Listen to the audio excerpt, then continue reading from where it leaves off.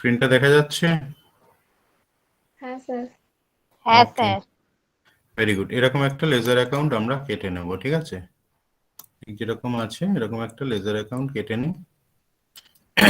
তো আমরা এটাকে সলভ করব। ফার্স্টে আমাদের যেটা করতে হবে, উপর দিয়ে লেখ in the books of head office. এই উপরে দেখ লেখা আছে in the books of head office. আর তার সাথে আমাদের যেটা করতে হবে, বুকস অফ হেড অফিস, তার নিচে লিখবো ব্রাঞ্চ অ্যাকাউন্ট। আর debit credit particulars amount rupees যেরকম আমরা লিখি সেরকম লিখবো। আর নেক্সট পেজটায় আমরা চলে যাব হচ্ছে ওয়ার্কিং, আমাদের কিছু করতে হবে। তো ভ্যালুয়েশন অফ ক্লোজিং স্টক আমার দেওয়া নেই, সেটার জন্য আমরা ওয়ার্কিং পার্টটা এখানে রেখেছি। তো ফার্স্ট অফ অল আমাদের যা যা ইনফরমেশন দিয়েছে সেগুলোকে আমরা নিচ্ছি। প্রথমে ওপেনিং স্টক অ্যাট ব্রাঞ্চ দিয়েছে, তাহলে ওপেনিং স্টক ব্রাঞ্চটা আমরা ডেবিট সাইডে লিখবো। এখানে ডেবিট সাইডে লেখ to opening stock. Opening stock কত আছে? 30,000। আমরা এখানে নিয়ে নিলাম ওপেনিং স্টক 30,000, ঠিক আছে? Opening stock 30,000। তারপরে আছে গুডস সেন্ট টু ব্রাঞ্চ, এটাও ডেবিট সাইডে আসবে। To goods sent to branch, goods sent to branch, goods sent to branch অ্যাকাউন্টও লিখতে পারিস। গুডস সেন্ট টু ব্রাঞ্চ হচ্ছে কত আছে? 90,000, লিখে দিলাম। তারপরে আছে দেখ সেলস, সেলসটা হচ্ছে ক্রেডিট সাইডে যাবে।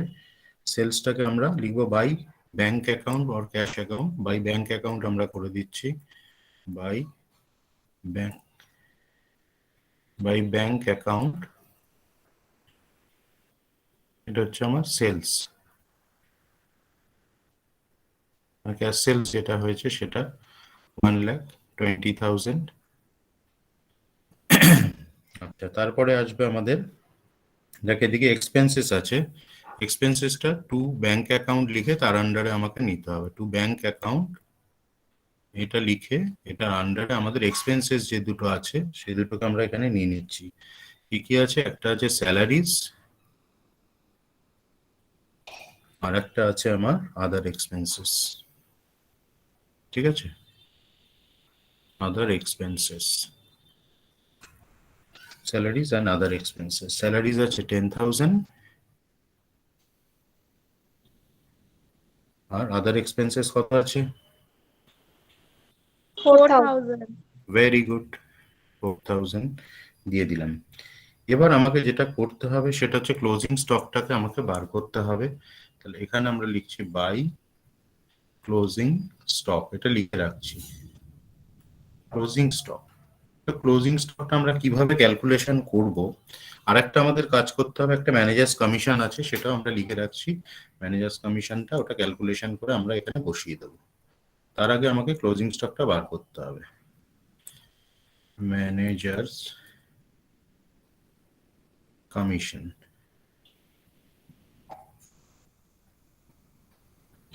ম্যানেজার্স কমিশন আমরা এখানে ক্যালকুলেশন করব। তার আগে আমাকে এই ক্লোজিং স্টকটাকে আমাকে ক্যালকুলেশন করতে হবে। সেটার জন্য আমরা চলে যাচ্ছি ওয়ার্কিং পার্টে। আমাদের ওয়ার্কিংসে চলে আয়, ওখানে লেখ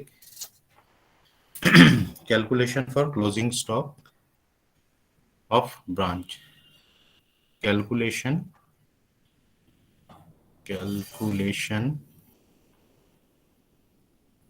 of closing stock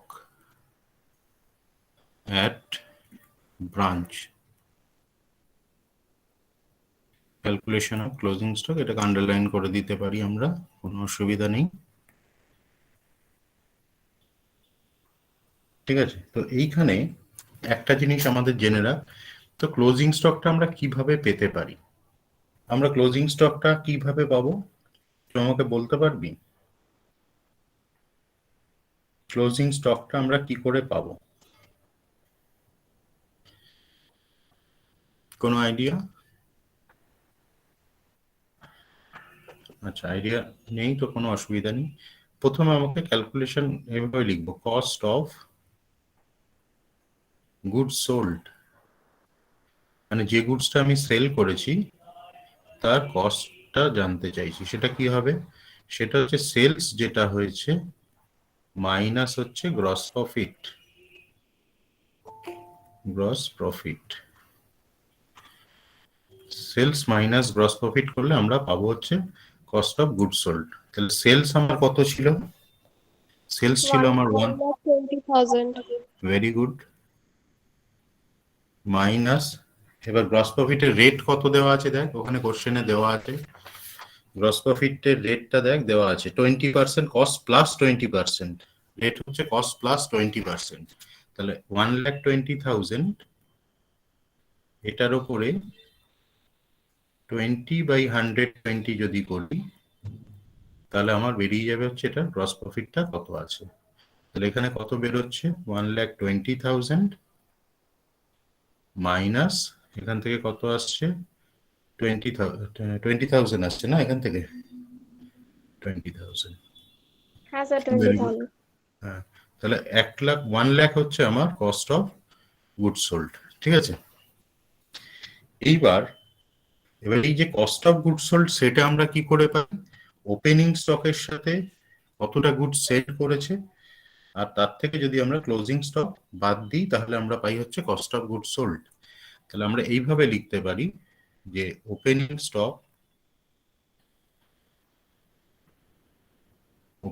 stock minus plus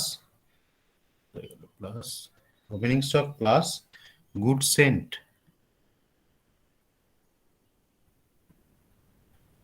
opening stock plus good sent minus closing stock equal to হচ্ছে কস্ট অফ গুড সোল্ড।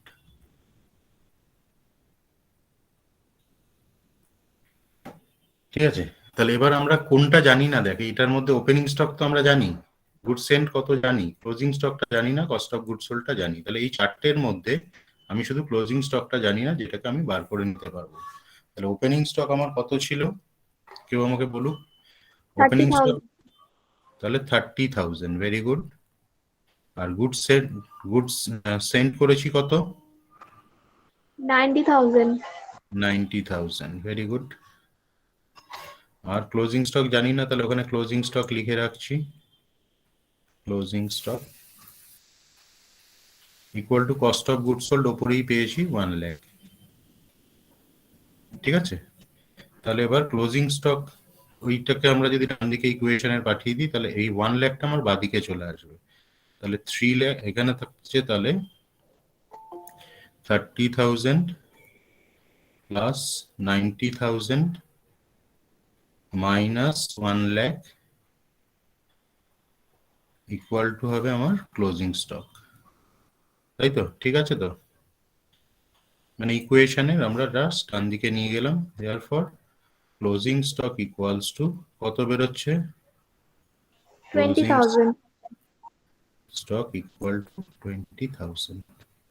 তাহলে এই 20,000 যেটা ক্লোজিং স্টক আমার বেরোলো সেটাকে আমরা ক্লোজিং স্টকের জায়গায় আমরা লিখে দেবো। তাহলে ওখানটায় যাচ্ছি আমরা আগের পেজটায়, তাহলে এখানে ক্লোজিং স্টকে এখানে লিখবো 20,000। এবার কি করতে হবে? ম্যানেজার্স কমিশনটা বার করার আগে আমাকে এটাকে ব্যালেন্সটা করতে হবে। নিচে আমরা দাগ টেনে নিলাম, ক্রেডিট সাইডটাকে অ্যাড করলে আমার কত আসছে? 1,40,000। তাহলে এখানে আমরা 1,40,000 আমরা লিখে দিলাম, 1,40,000 এখানেও লিখে দিলাম 1,40,000। এবার এটা ব্যালেন্স করলে আমার কত থাকছে দেখ, ব্যালেন্স করলে আমার কত বেরোচ্ছে? 30 আর 20 আর এখানে 10, মানে 1,36, 1,34, তাই তো? 1,34 মাইনাস করলে আমার বেরোচ্ছে 6,000. 6,000, তাহলে এই 6,000 এর উপর হবে। তাহলে এখানে ব্র্যাকেটে আমরা লিখে নিচ্ছি 6,000 ইন্টু 5%, তার মানে আসছে কত, 300। এবার ব্যালেন্স যেটা থাকবে সেটা হচ্ছে আমার ব্রাঞ্চের প্রফিট। এটাকে আমরা কি বলে লিখবো, to general profit and loss account, general profit and loss account. ঠিক আছে, তাহলে এখানে লিখবো ব্রাঞ্চ নেট প্রফিট,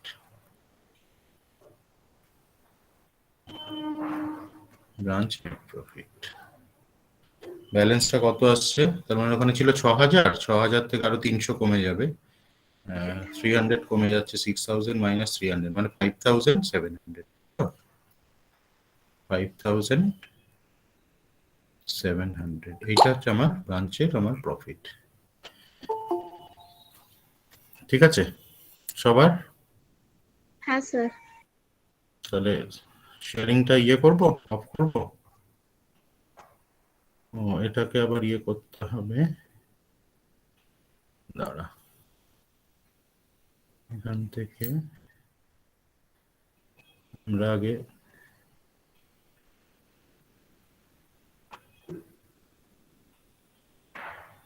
রেকর্ডিংটা